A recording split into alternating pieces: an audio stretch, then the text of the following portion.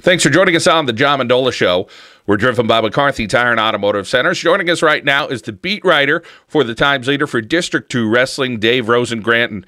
And he's the expert right now, going to take us through some of the AA and AAA stuff that's going on. Of course, it's this weekend, so everybody fired up and ready to go. Love the setting at the Kingston Armory. That's the first question for you, Dave. Tell us about your impressions there at the Kingston Armory and what you think about it. I love it. I think it's great for the kids. It's really great to have both events at the same place. Previously they would have them at two separate places until last year. And everybody just seems to love it. The kids love it. They like seeing their AA friends or AAA friends that they wouldn't see any other time, and now they get to see them wrestle. And so it's great, and everybody loves it. It's a big hit with everyone. Well, Dave, let's start out with the AA. We'll start in some of the lower weights. Tell us about some of the guys you expect to win or some good matchups along the way there in AA. Well, if you look at the seedings that came out, they kind of look a little deceiving. And the reason I say that is because you have, at 106 pounds, Colin Pasone from Myers, who is a defending district champion. He's the number 2 seed. Now, he missed a lot of the season with an injury. So he's only got 14 matches in. But, for him being a number 2 seed, that's kind of deceiving. I think he's easily going to pick up the championship there. Someone else to watch in the lower weights in AA, you have Charlie Johnson from Wyoming area, he was a state qualifier last year, and he's a defending district champ. And he's unbeaten. He's 28-0. One of only 2 unbeaten AA wrestlers, and the other one is Colin Pasone. So that's kind of interesting there. Now the Charles Johnson, I haven't seen him wrestle at all this year. Tell us about his style and what he brings to be an undefeated wrestler there for Wyoming area. Well, he's the real deal, and anybody would tell you that. I've had people tell me that if he was in AAA, he would be a state contender as well. His biggest win this season came at the Wyoming Valley Conference Tournament when he defeated Hazleton area's Jimmy Hoffman, who was a state qualifier last year as well. Hoffman was a AAA state qualifier last year, and that was a great match for everyone to see. And Johnson, I think he pulled out maybe like a 2 or 3 point win.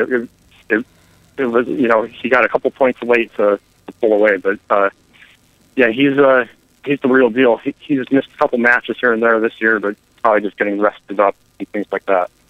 We're talking with Dave Rosengrant from the Times Leader as we talk about the District 2 tournament this weekend at the Kingston Armory. Dave, let's head over to the middleweights and, again, either some great matchups or some dominant performances about what your expectations are.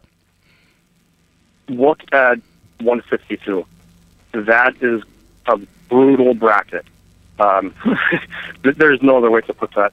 You have the top 4 seeds have all been in district championship matches. You have Gino Setta from Myers, who was a district champ last year. You have Zach Briggs from Wyoming area, who was a district champ last year.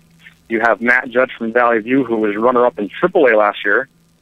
And you have Jimmy Stewart from Lake Lehman, who has been a runner-up previously. So all 4 of those guys are going at it. One of them's not going to regionals. Wow. Only the top 3 go to regionals. So that's a killer bracket right there. And you've seen your fair share of wrestling this year, Dave. Do you give an edge to one of those wrestlers, or is it literally just one of those coin flips you're not sure which way it's going to go? You could look at it that way and say, okay, let's flip a coin. I've done some research on things, and Stewart has beaten Briggs this season. Setta has beaten some of those guys. My advantage, I'm going with Setta. And the reason I'm doing that is because he's had a little more experience this season. Myers got down to Hershey for state duels. He had a big week down there. He's had a lot of big wins for Myers. I think that experience is key for him. So he's my predicted champion there. And I have him beating Matt Judge from Valley View in the finals. You can easily say that Judge can win too, because being in AAA, some people will say AAA is a lot tougher than AA, but I just think Seth is the hot hand right now. Dave Rosengrant, of course, the District 2 Wrestling preview in the Times Leader on Friday. Of course, there'll be great coverage all weekend with Dave and what he's going to do. Dave, how about any of the other weights there as we creep up towards the upper weights? At 160, there's another couple guys who've been there before. The top seed is Quincy Hutchings from Myers. He took second last year, and also in his bracket is Josh Brown from Western Lane. He took fourth last year. So that there's some upset potential there too. I like Adam Bashinsky from Wyoming area. I think he's maybe like the 4 seed, but keep an eye on him because he's had a lot of tough matches this season. He's got beaten by some tough kids, but then he's been in real close matches. But when you lose to a tough kid, that really helps you. And I'm picking him as one of my upsets here to get into the finals.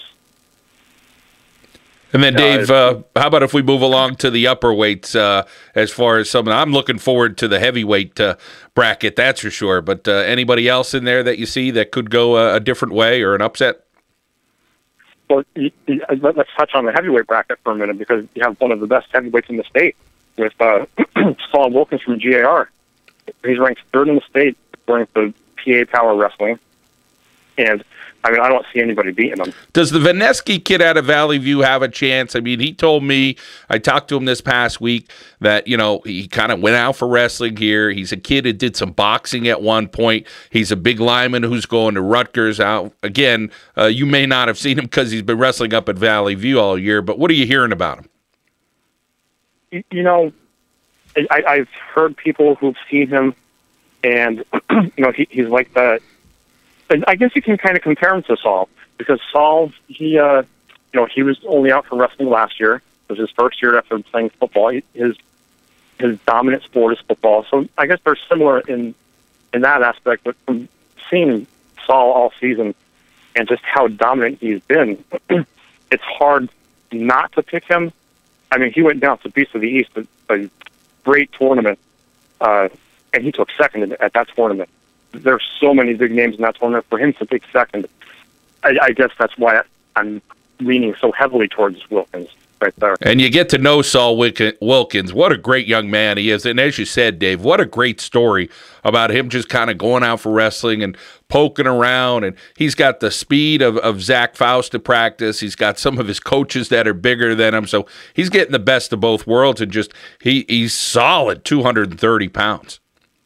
Yeah. And I actually have a story on him and Faust coming out in Friday's edition. And, you know, he talks about how, you know, like what you just said, how their heavyweight coach, Joshua Zalewski, has been a great factor in his life, in his wrestling career. And if it wasn't for Faust kind of pushing him to come out, who knows what happens there? He may never know that he's a state caliber wrestler. But yeah, I mean, it's a phenomenal story that's going on there. Dave Rosengrant from the Times Leader. We're talking AA wrestling, and we're going to talk a little AAA wrestling. We're going to take a break. Let's wrap this up. We'll come back. We'll talk a little AAA wrestling. You get to hear that shortly here on the John Mendola Show. We are driven by McCarthy Tire and Automotive Centers.